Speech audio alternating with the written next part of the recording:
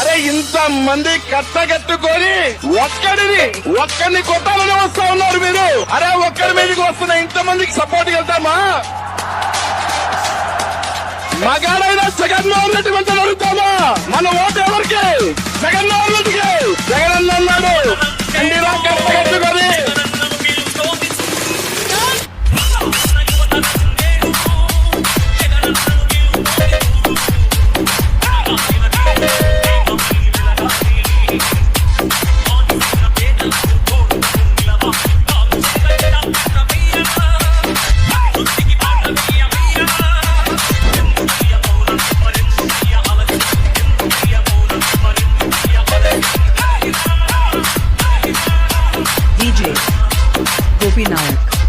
ప్రజలందరూ కూడా చొక్కా మడతేసి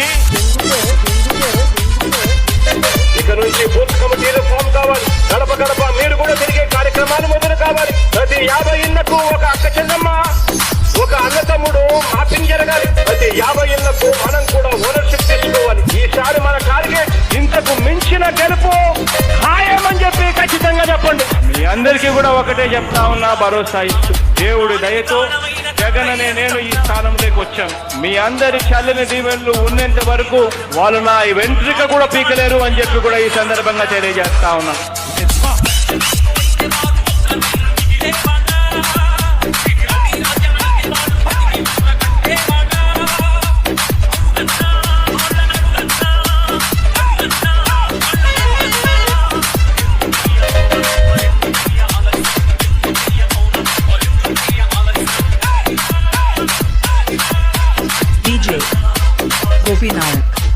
కొట్టాడు, తీసుకున్నాం. మా టైం వస్తుంది, మేము కొడతాం.